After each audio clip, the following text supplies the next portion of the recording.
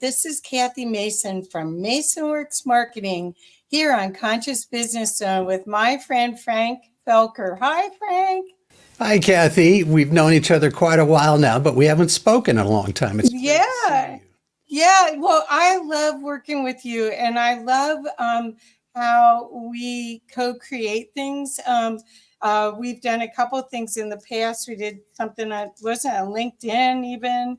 And what I love about Frank is he's got so much business experience, and he can bring the best of you out to your audience and really help you sell. So today we're going to get to talk about conscious selling techniques for business owners. We're going to talk about his 20th anniversary book that he's republishing. We're going to talk about also all the training that he's done. He's worked with hundreds of clients and over 25,000 students in 168 countries, plus been an author of a best-selling author of 4 different business books. So Frank, do you want to give us a little explanation of how you got to where you are right now so people can come along with you and understand your expertise? Sure. I appreciate that, Kathy. On February 22nd, 1974, very soon to be 50 years ago, my mother opened a copy shop, not a coffee shop, but a copy shop in our hometown. And it turned out to be sort of like a barber shop for small business owners. So I had the opportunity to not only work in our little family small business, but to learn about all the small businesses in our town. And that's where I first really committed myself to doing everything I can to figure out what the difference is between a successful business owner and the rest of us, the vast majority who struggle and often fail. And I also had the opportunity during that period of time to actually get a formal education, business education, and got a degree in economics. And it was interesting to be able to sort of balance off the academic perspective on business with the real world in the trenches perspective. And so I learned a lot about management and marketing and finance and all this type of stuff. But it wasn't until I had a significant business failure that I really had an opportunity to learn about sales. And that was the impetus behind me writing this book that was published in 2004, The Greatest Job You Never Thought of, Sales. I love that you never thought of it. Well, you never think most people don't want to, be a salesperson. In fact, I use the word salesman because it's got that extra negative connotation. And, and I avoided it. And in the book, I talk about the 5 biggest reasons why people avoid sales. And one of it's fear of rejection. But I think the biggest one is the stigma associated with being a salesman. Well, but see, I think what I'd love to talk to you about is the relationship building, because you are a natural at it. And not everybody understands that people only buy from people they like, know, and trust. And that relationship of creating trust is so important, especially now with how cynical the world has been since after the lockdown. So could you talk a little bit about relationships? Because I think you're a master at it. You're just a natural at it. And I'd like to learn more about that. I appreciate you saying that I'm a natural, and I did so even 20 years ago in the book, is that I wasn't a natural at it. I felt very self-conscious in one-to-one sales situations. And what I've learned is that there are certain tools that you can use. I have a chapter called the Sales Toolkit that will help you to become or appear to be very natural at it. I think you're right, Kathy. I think now it does come naturally to me, but it's after years and years of implementation and practice. And so a couple of tools I suggest. Number one, you have to really believe in the value of whatever it is you're, quote, selling. Because if you believe that it has great value and that the person you're speaking with will benefit tremendously from making that purchase decision, and in fact that the value they'll receive is far in excess of what it is that they're going to spend, then you can feel like you're not, quote, selling somebody, you're helping them. And you're helping them, you're bringing information to their attention of which they were not previously aware. You're giving them the opportunity to move forward immediately and begin enjoying the benefits of it. And you're the person who can make that happen for them. So belief is the number one tool for a successful salesperson, that's entirely counter to the idea of the person who could sell anything to anyone. Yes. Because they don't believe that it's going to benefit everyone, but they'll sell it to you anyway just because they've got the power. Well, that's creating a win-lose versus a win-win. And what you're talking about is creating a win-win, because once you have that relationship, once you perform on it, and you create that, then there's multiple other opportunities for both of you to work together. So when people are short-sighted and only look at one transaction, and then it's a game, I'm going to win over you, that's a whole different level of engagement. And it's very short-sighted. That's like the car salesman, or, the stereotype. And those stereotypes, they're out there. I mean, it's almost like gaming somebody, right? I agree. But that's not my way. No. That was never going to work for me. No. And yet, it's funny you bring this up, because it's causing me to send my mind back to when I first started doing the job. It was a home improvement sales position.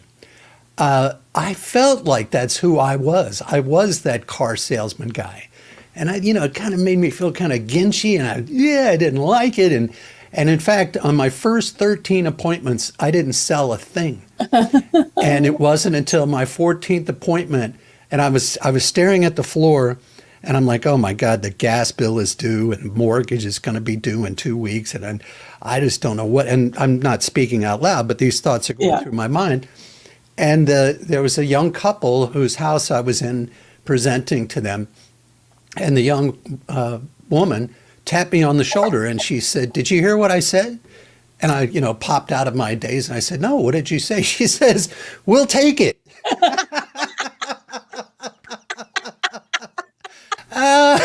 I love it. I mean, what'd you say? I don't know I don't know how to act.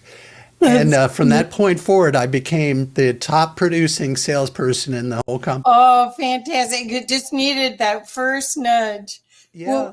Well, when you just said something about it's your duty to sell them something if you really believe in the product or service, that sounded like Jay Abrams to me, who's one of my heroes. I followed him a lot in all these years. Who are some of your heroes or that you've learned sales from? Or is I would probably point to people that neither you nor members of your audience would have ever heard of, because they were people that I had personal relationships with. Oh, And but one of the people was the owner of the company I worked for. His name is Greg Dethridge. And Greg's an African-American entrepreneur who, to me, in every conversation I've ever had with him, that was not even an issue to him as far as race or bigotry. He just doesn't even enter his mind. He just goes forward. And he taught me a great deal about a structured sales environment and how important it is to be ready, always be prepared. My sales manager was a guy named Randy Carter. And Randy was a very good-humored Southern boy from Kentucky. And he's back in Lexington, Kentucky these days. And he was probably at least 15 years my junior. but he was an excellent sales manager, certainly much better than my original one. And I just also, I'm always observing people. What I would say, this is an indirect way of answering your question. Any sales or marketing guru who encourages you to listen to your customer would be somebody I would applaud. Ask questions. What's the problem you're experiencing? When did you first notice it? What is the follow-on problem that this problem causes for you in your home? And then, if it turns out, I even say in the book, I don't think this is the right solution for you. For whatever reason, you don't have the budget for it. There's a faster way that you could fix this with a handyman or even do it yourself. And I think as a result, I never felt like I was forcing something on people, and they didn't feel that either. Yeah. I often say that if you have that belief, then it's communicated in your every word and action. But if you have the disbelief, that is communicated in your every word and action. And people pick up on that energy, Kathy. Right. I agree. I think that's part of this whole new era we're in, is people are reading body language and are reading, people are more empathic and looking for signs than they used to because of all the cynicism here. As far as in this new book, this new old book, what did you do to make it more current? Because it's a 20th year anniversary edition, so you must have had to change. 20 years ago, we did have the internet, but we didn't have the use of it that we have now. Yeah. So could you speak a little bit about the evolution of what you've seen? Well, it's funny because many of the fundamentals are entirely the same. But I had an audio book edition, and I received a negative review from somebody who said, I was going along and I really enjoyed the book. And then when it got to the part about how to apply for an interview for a job, the guy's talking about cutting ads out of the newspaper and scotch taping them to a legal pad. Man. And so the funny thing, I was able to bring a young man in to help me. Joseph Moore is his name, who's a recent college graduate, to help me with the new edition. And I brought this specifically to his attention. It's the last chapter. And I said, I need you to help me modernize this. And so he did tremendously. And I also asked him to go throughout the book and mark every time he felt that there was a dated reference and something that people would not understand. And he had over 100 Post-it notes, Kathy. Wow. Which I'm still going through all of them. And but what a blessing to have Joseph involved in the editing process. And he's a very sharp young man. And the funny thing I thought was, I'm probably 40 years older than Joseph, but he listened to me when I was telling him what I needed him to do. And I only had to tell him once. Oh, fantastic. And when he came back, I couldn't believe it. I just was, what a great blessing to have. So that's like having angelic support there, really. Yeah. So Auric Vibe is watching us on YouTube, and she said, NLP and motivational interviewing is helpful and key. Yes. So I have a book on my bookshelf here that's NLP selling, and I've never really used it. I don't know. It's tactics, I guess. Well, I always felt a little uneasy about neuro-linguistic programming because of the word programming. I don't want to try to program anyone. My approach is, first off, in the job I was in, I was given leads, 3 leads a day, 6 days a week. And so these people they responded to a radio ad or a television ad or a newspaper ad, and they'd called an 800 number. And at the call center, they were asked a number of qualifying questions. For example, do you own the home? Many people who are renters wanted these repairs made, but they're not in a position to make a purchase decision. They were asked a number of different questions to qualify them. The point I'm driving at is, when I arrived at their home, I knew that they were interested. They already had some level of understanding of what the product was that I was there to tell them about, and something had incentivized them to pick up the phone. And so that's where I would start. Why did you call us about this? And, you know, and these are the type of open questions. I really don't know what NLP involves. Okay. But I would ask them open questions, and I would listen and take notes. And at some point, I would stop. And oftentimes, they would interject their own questions. You know, I saw it on TV, but I wasn't quite sure about this. And in any event, I would then say, I think we can help you, if it were somebody that I felt we could help. And I said, what I need to do now is I'm going to go outside of your house and I'm going to take some measurements, and I'm going to sit in my car and I'm going to put together a proposal for you. And then I'll be back in about 15 or 20 minutes. And so we can sit down and you can decide whether it's right for you. That was my approach. I can't say I'm anti-NLP. It's just always the word programming. Always. Right, right.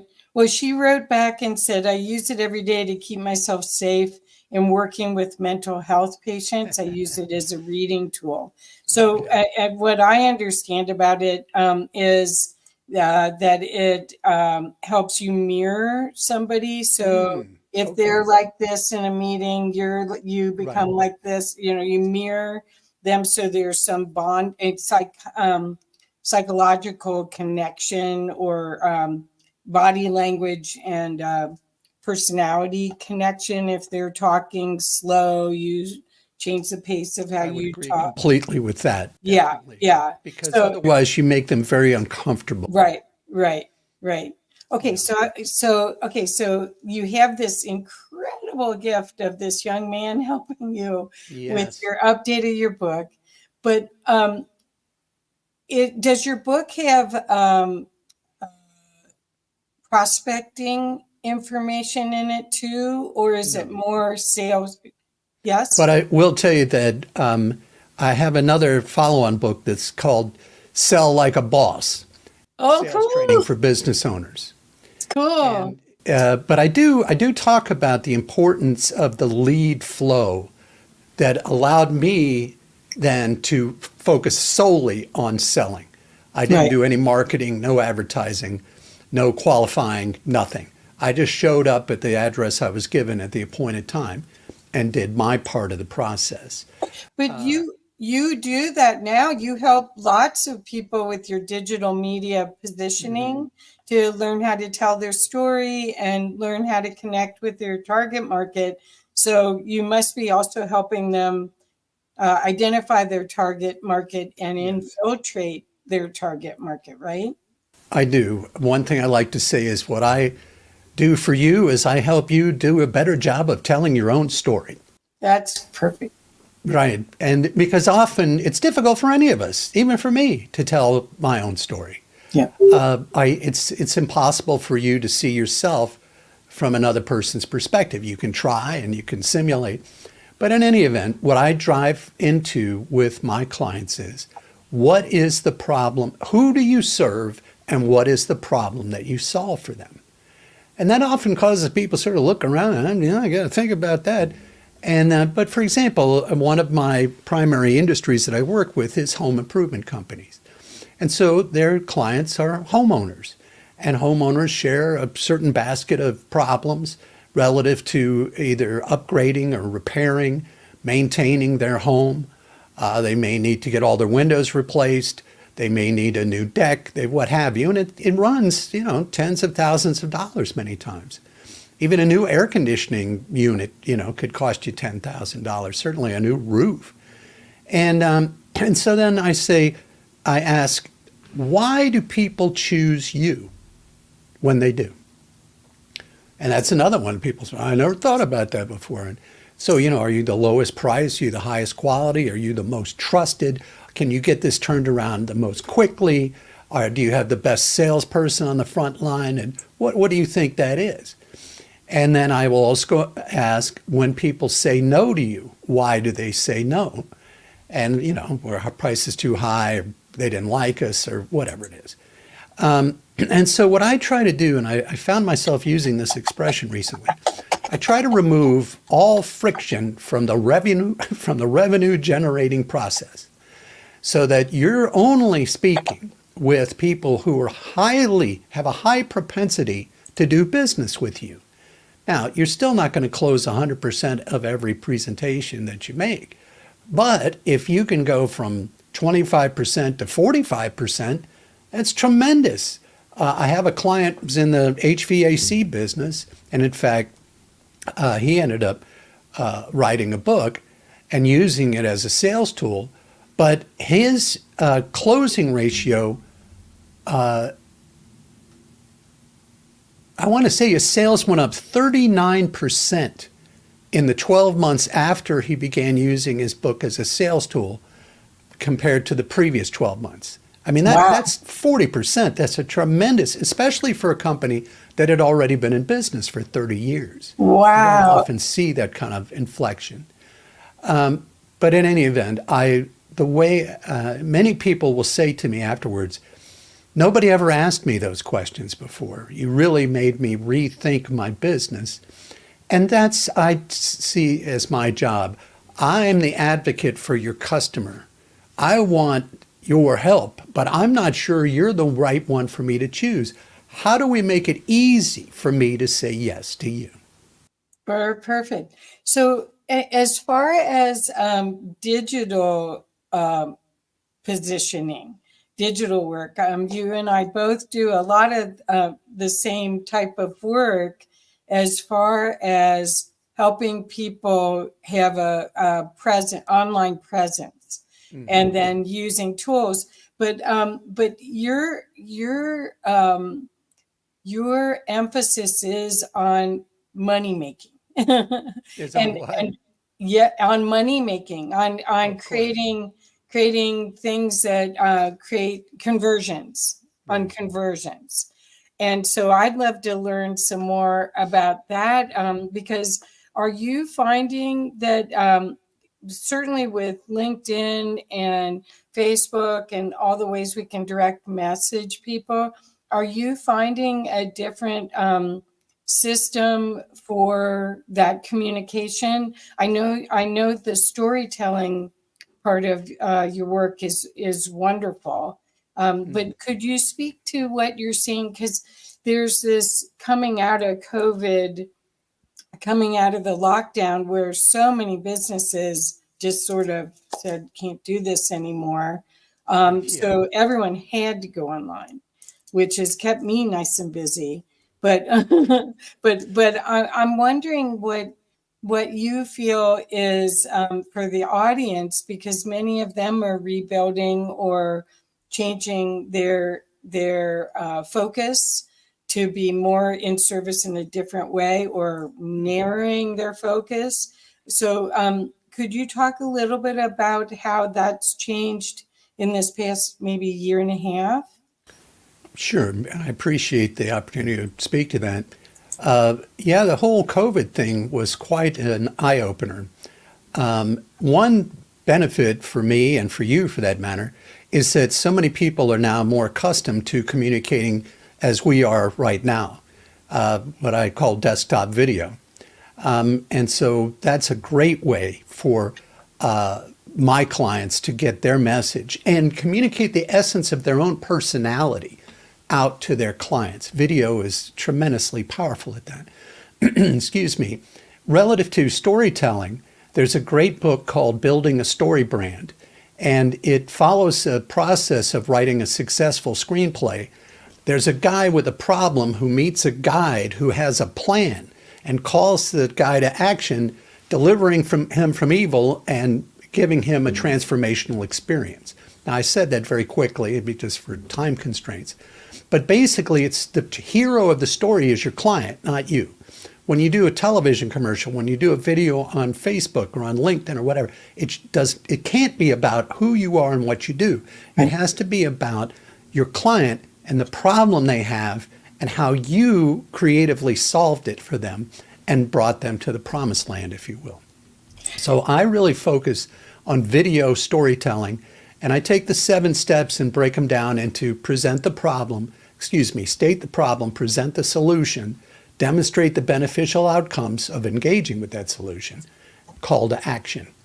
Perfect. So that will fit more easily into a short video, 60 seconds or less. Excuse me. And then the last thing I would say is that there's a tremendous opportunity right now, Kathy, in what we would call TV ads, television advertising. There's a whole revolution called connected TV. And you are now able to present your ads in the midst of, you name it, NFL, football, who cares, Hallmark, whatever, wherever you want to be. In fact, Amazon Prime is now going to be starting to show these ads. Yep. So is Netflix. And, people, just like salesman, TV ad doesn't always have the most positive connotation to it. But it's an opportunity, especially now with the technology we have, to get your message directly in front of the people most likely to need what you do, to have the problem that you solve. Mm-hmm. And then there's one type of ad is branding. So they hear your name over and over and they learn that you're a roofer, whatever it is in your local area. And then you can follow on with ads that call to action. And you need to give them a reason to visit a website, pick up the phone, whatever it is you're asking them to do. And generally that's a free gift or a free resource that in the vernacular of marketing we would call a lead magnet. Right.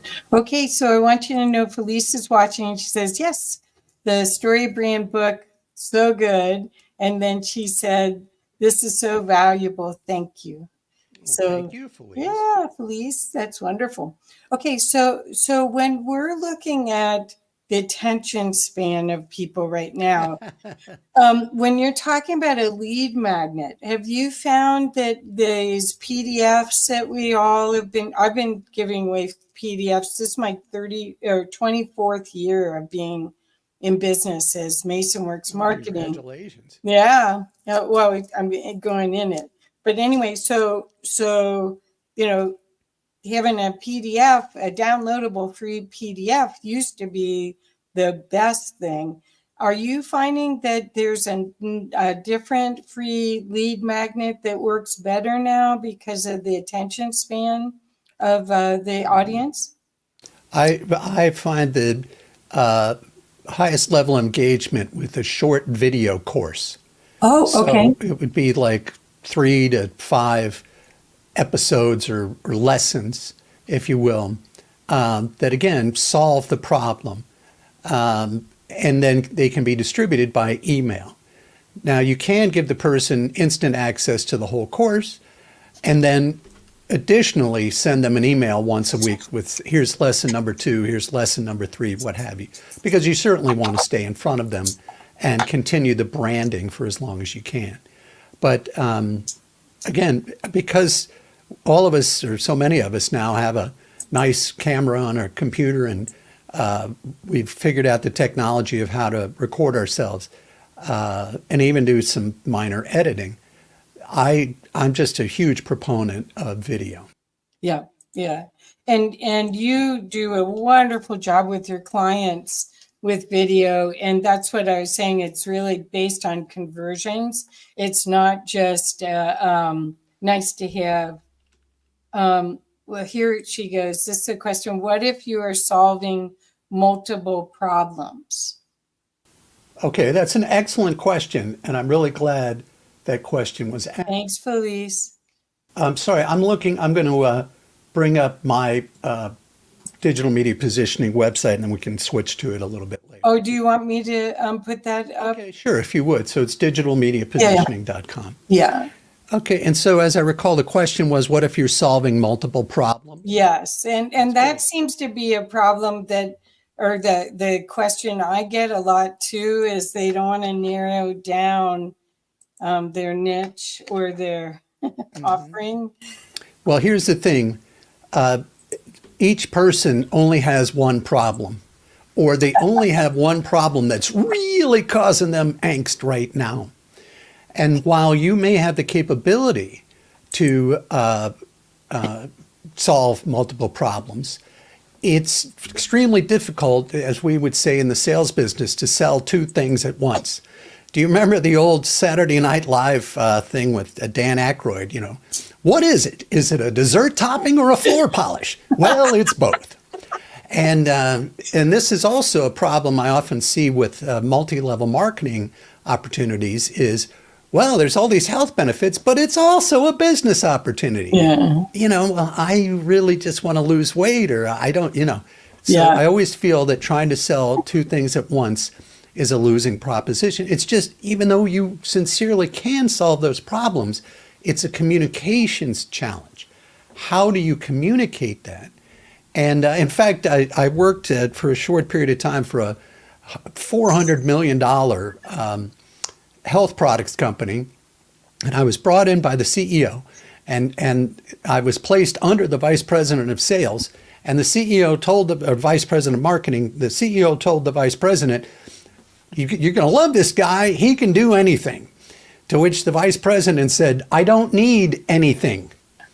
And this is the point. I mean, I'm making jokes about it, but this is serious relative to your marketing.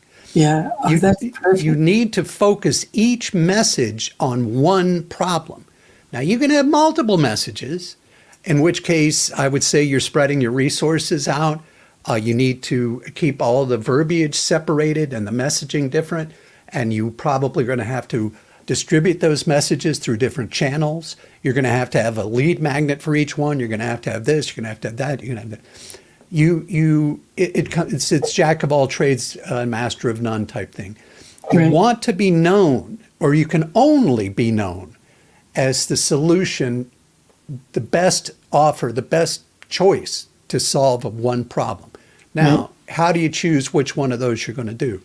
Figure out what is it that you can do fastest, which can you do easiest, which comes most naturally to you. Which have you had the most success with in the past of somebody tells you what's going on, and man, just like that, you've got it fixed, and they're like, oh, it's a miracle. And then they give you those great testimonials. And finally, which of the problems you solve is the most profitable for you? You'll often find that all of those things line up behind one problem you solve. And so what I would say is start with that one. And once you're making enough money off of solving just or communicating just your ability to solve that problem, if you still want to, you can go to problem number 2.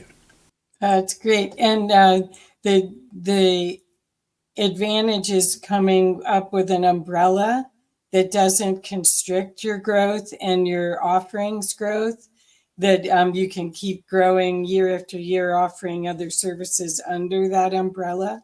Oh, I like Yeah, that. that's so perfect. That's so perfect. Well,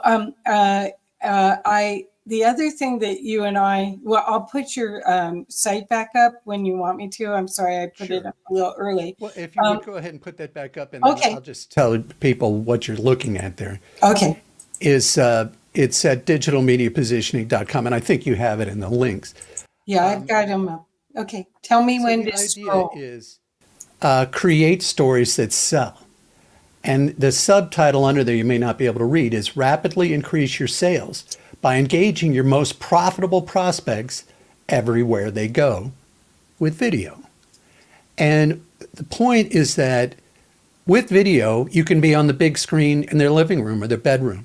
You can be on their phone. You can be on their tablet. You can be on the screen in front of them when they're on their life cycle. You name it. In fact, I was at a doctor's appointment recently where I had to sit in a chair for a long period of time, and there was a video screen right in front of me to keep me occupied that was built into the chair. They're inescapable. But you can reach your most valuable prospects, your dream clients, I call them, on all of these screens with the same video production. And that's one of the reasons that it's such an efficient and effective medium right now, video. Yep. If you scroll down, you'll see that I even show you how you can put videos into text messages and videos into emails. and all kinds of things. And people can go there and look at it for themselves. But I talked there about what types of stories you want to tell, which are the most engaging, you name it. And again, I would come back to this television advertising opportunity right now is just tremendous. And you can, if you scroll down just a little bit more, you'll see all these networks. And this is a company I've partnered with. It's called Vibe.co. And I'm able to get my clients on these television channels instantly, almost immediately. And there are a number of other ones. I could spend all day just talking about the different connected TV platforms. And in fact, one differentiator I feel I'll be able to bring is helping advertisers decide which of these platforms is best for their situation. Wow, I ask them a bunch of questions. Yeah, that's the best way to serve, right? It sure is. Do you want me to scroll down any further? No, that's fine. Okay, People super. can check it out if they want. Oh, that was wonderful, and what an incredible service. The benefit of all of this, you guys, is that in times of change, as we all are going through tremendous change, historically, there's great opportunity, and people after the Great Depression made more millionaires than had ever been before. So that's why I thought it was such a gift to have Frank on, to have us all learn a lesson or two and buy his new book, his revised, updated book, so that we can really see and go to his websites. We can really see that it's all an inside job. How motivated are you to serve? How sincerely do you believe in what you provide? And if it isn't up to snuff, how can you increase the value of it and learn more or refine it better so it does get better results for people, right? Absolutely. It's not enough to be great at solving a problem. You have to know how to communicate your ability to do that. I feel as though Albert Einstein, clearly a genius in physics, had at least as much genius in communication, because to this day, however many years after he created the E equals MC squared formula or equation, we're still able to quote that. I don't think any of us know really what it means, but talk about branding, Yes. But I think this is the time that we've had a chance to really go inward. Some of us got sick during this time period and had more time that there wasn't much else we could do. And we're starting a new year with all sorts of New Year's resolutions and new plans, planning the whole year out. And this is a great time to go to Frank's website. Do you want me to show the other one as well? Oh, sure. Okay. Because I think you can trust the quality of what you're going to get. And you're going to also, in so many ways, this is personal development as much as it is business development, correct? Yeah, I like that. That's well put. So this is frankfelker.com. And the idea is that I have found, and again, observing business owners since 1974, I just can't believe it. But I've seen, I would say, 10% of the business owners I've met truly succeed and thrive and build this great business that they ended up either passing on to their children, or they sold it for a big bundle of money, or what have you. And even while they were building the business, they were enjoying life. They were able to take time off. They weren't tied to it.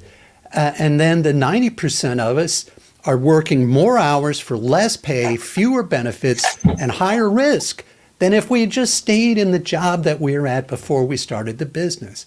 And I feel that that's a shame, and it doesn't have to be that way. Right. And so I have what I call the M cube, which is the 6 secrets of small business success. And they all start with M. First one is your mindset. Second is marketing. Third is money. Fourth is what I call making, which is the actual making of what the widgets or the sandwiches or the donuts or whatever it is your business. And that's number 4 in priority. And yet most people think that would be number 1. Fifth is management of people, and sixth is minutia, which is making sure you have the right form of corporation and so forth. And what I can help you do in similar way to helping you tell your story better is I can help you look at your business in a different way, separate from yourself. Look at it the way an entrepreneur would look at it, not the way a business owner would look at it. And I learned this from the book, The E-Myth, Yes. that many of us have read. Yes. And I feel it's critical that people decide. And here's the thing, maybe you don't want to be an entrepreneur. That's great. Even so, there's many ways that I can help you. For example, take 1 full week of vacation every quarter away from your business. How does that sound? Which is something I think very few, especially struggling business owners, are able to do. Yeah, the thing is the big picture. What is the big picture of all of it? And burning out isn't a big picture. But the E-Myth talks about how people. I'm going to stop sharing for a sec. The E-Myth talks about how the people get into business because they like they're a baker and they love baking, Right. and everyone loves their baking, but they don't have a sense of how to make that sustainable.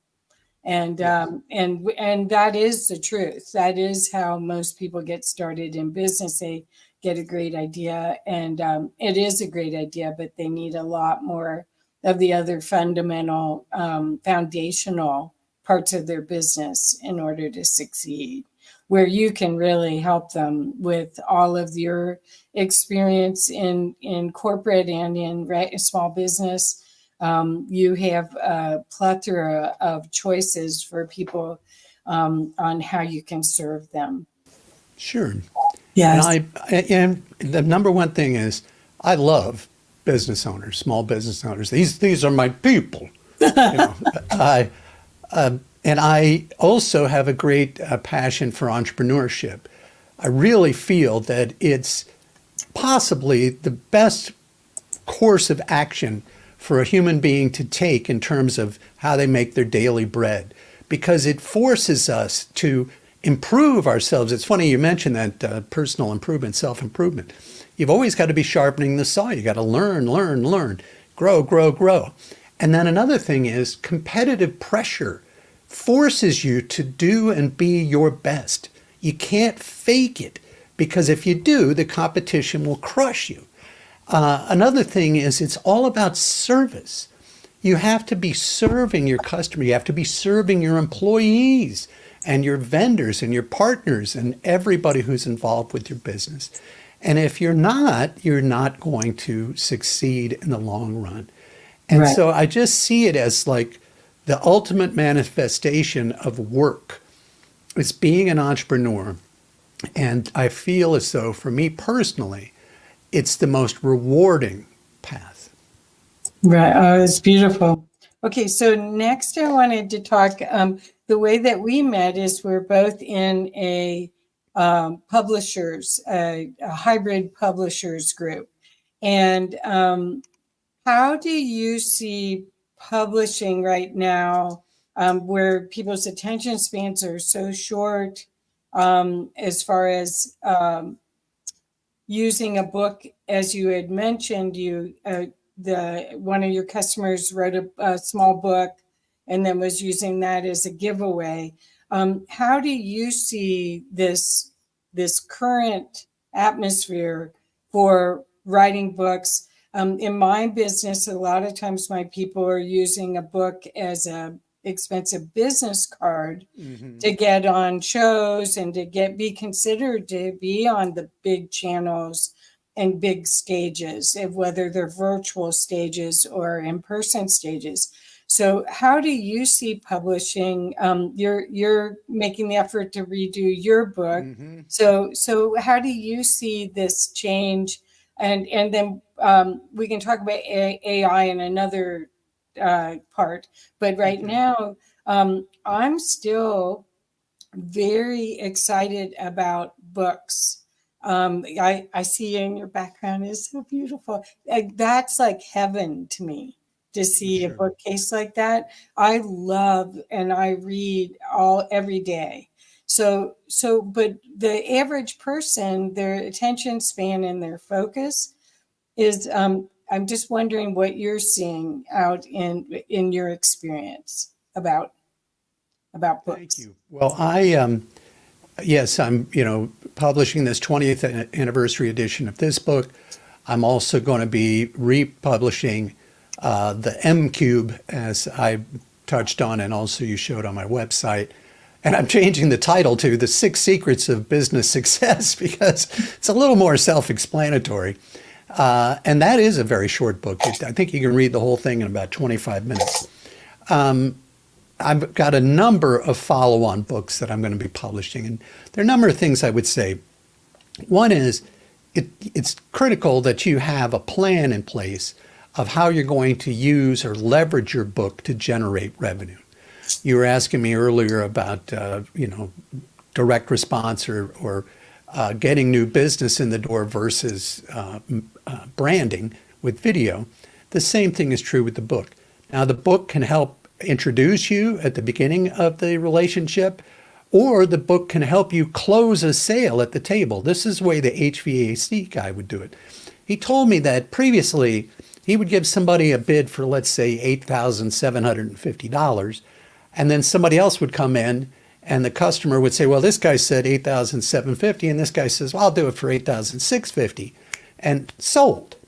The difference now was when my client made his presentation, he would then give him this book, give the homeowner a book called Insider Secrets of the HVAC Experts. And it said to them, even if you don't do business with us, I want you to have this book as our gift. And if you run into a problem with your system later, just look it up in the book and you may be able to fix it yourself if it's a minor thing. And he said it wasn't like the price comparison issue went away, but you couldn't undercut him by $100 and lose the job. And that's how his closing ratio just went right through the roof. So what I'm saying is that was at the latest point in the sales life cycle, right at the table when the decision is being made. And it can also, the book, be used at the beginning to introduce yourself and get somebody to invite you to give them a proposal. What your strategy is needs to be worked out by Kathy Mason or somebody like she or I. But if you don't have that, if you still want to write a book, that's great. But just keep in mind that most people are never going to read that book. Even the HVAC guy, I'd be willing to bet maybe 1 out of 10 homeowners read that book. But the fact that it increased his business by hundreds of thousands of dollars a year made the fact that people weren't reading his book a non-issue. So the reason I bring up not reading the book with you has to do with the attention span question you asked.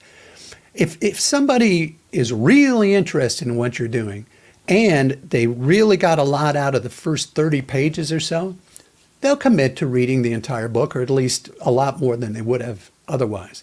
I recently saw somebody on Facebook who said that the way she has succeeded so well as an author is she really makes sure those first 30 pages are just gripping and engaging. She's a nonfiction author. And she's found then that people have such an emotional connection with the book that they follow it through. One last thing I would say about this is, you mentioned I have over 25,000 students from almost 170 countries around the world who have engaged in one or more of my online courses. Every one of your online courses is an opportunity to be repurposed as a book, and every one of your books is an opportunity to be repurposed as an online course. Your book may sell for $14.95, $19.95, but your course is going to sell for many times that. And then the follow-on from that is group coaching or personal coaching, what have you. So there's a thing called the value ladder, where you use the book as one of the steps in your ladder, but it always, always establishes your credibility as a thought leader and an authority on the topic you've written about. Yep. Yep. So I always say to my clients that being an author is more important than a PhD. And PhD like people that. don't really like that, but it's a badge of courage. And then if you're a best-selling author, it's really something. And from a promotions aspect, where I'm getting people on stages, virtual stages, that books almost put you in the top tier where so many people that haven't put the effort into writing a book.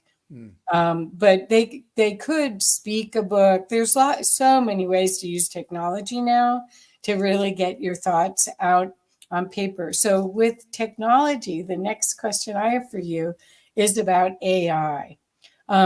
Yesterday I took a class with, well, I'm calling it a class, with Brian G. Johnson about, he was doing something with AI on his channel. And he's an amazing guy. He lives in Colorado Springs here. And I wrote down, I think, 5 different tools in AI that he was using that really enhanced video as well as still pictures and social media. And since you are an expert at video, what do you think about AI and video? And there's a whole trend now with faceless videos that they're saying, have AI just create. And I do have the software that I've been using that for some of my things. But like a book trailer may not ever have a book trailer video that would go with your best-selling book may not have you in it, which is faceless. What do you think about that, about the AI aspect of all this? Well, I certainly clear that we can't ignore it. It's huge. It's possibly the biggest revolution of all kinds, technological and otherwise, that I've seen in my 50 years. Yep. I was early adopter of digital printing technology in the print shop. I was doing receiving print jobs online in 1988, which was before the internet really took hold. I had a very early website called the Online Print Shop Network. What have you? I've always been at the bleeding edge, and I have the scars in my back to prove it. And so I recognize this as being, just almost certainly bigger than any of the other revolutions I've been a party to. And I have been learning quite a bit about AI as well. I do both audio and video production as well as writing and editing. And there's a couple of things I would say. First off is AI is at a certain point right now, and it will be at an entirely different point 18 to 36 months from now. Mm-hmm. Right now, I feel as though we were talking earlier about how people sense body language and so forth. I think there's a certain soullessness to much of what comes out of AI right now that will not be present very soon. I also would say that each of our personalities is potentially the most powerful tool we have to engage with other human beings. And if we remove our physical selves from the equation, we're taking one of our biggest advantages off the table. Now, we've all seen deep fake videos where you can hardly tell whether it's really you or it's not you. And I think that will become increasingly difficult to differentiate. But right now, the 2 pieces of advice I would give is, it's a 2-sided one. Number 1, don't ignore it / engage with it heartily. Figure out how to use it. Don't let it roll over you. You roll with it. And I think both you and I are doing that right now, particularly with the text generation. And I'll come back to that in a minute. But the second thing is, be prepared and prepare yourself for what's to come next and look at your business relative to how it's going to be impacted by AI. Now, for example, right now, landscaping companies, mow, blow, and snow folks will not be impacted by AI in the short term. If Elon Musk gets his robots going, that could be a different story 10 years from now, maybe sooner. It's so important. You can't ignore it. Engage with it now, learn it, and then try to prepare yourself for what's going to happen next. Don't allow yourself to become obsolete. Relative to using it to generate text, I have always had a high level of mental energy available, and I've got no shortage of ideas about things to write about. And so the way I use AI right now, and you may well be doing this as well, and I think we learned this from our joint mentor, Jack Mize, is I start with what it is that I want to say. I write the back cover of the book, and then I outline the table of contents of what I think I want to talk about. And then I ask somebody to interview me. I found that I come up with better stuff if I'm being interviewed rather than if I just try to speak into a microphone. And poor Joseph Moore, the young man who worked on my 20th anniversary edition, he's going to be hearing a lot about what I think about things in the coming months. And anyway, he'll just have to find ways to deal with that.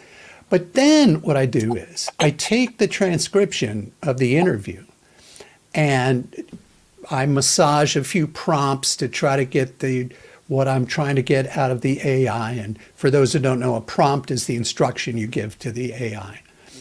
And then I try to make it sound as much like me as possible, which it does because it was my idea, it was my words, my thoughts, everything. It's no original concept by the AI. But the AI is so great at taking what's a stream of consciousness conversation and turning it into something that you can read very easily. So that's how I use it right now. Yeah, I'm using it a lot in YouTube for writing descriptions to try to get more traffic to people's websites. And but the last book we published last month, I noticed when I uploaded it to Amazon, you had to check a box whether or not it was AI generated or it was written by an author. So they're very much aware. There wasn't any penalty to that, but I think they're designating that on their site, which is fascinating, really, when you think about that. If the approach that I just described, if I would have to designate that as being AI. No, I think honestly, Frank, you and I are going to use it and then change it. It's rare that you would ever use it straight out of the box. You might, like, I remember the original, I've been using it for all,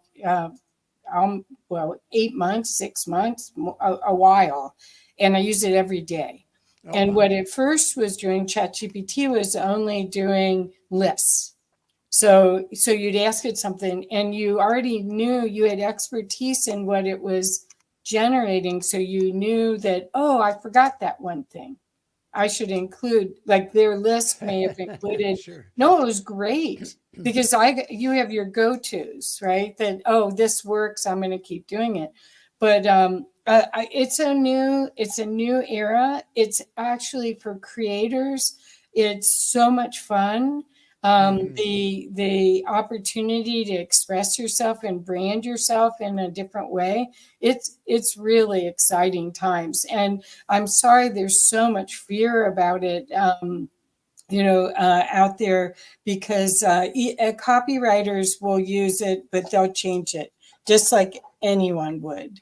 It's help. It's not the end all. And I don't think we're close to taking out the human aspect. Personally, that's we certainly aren't if we don't allow it. Right.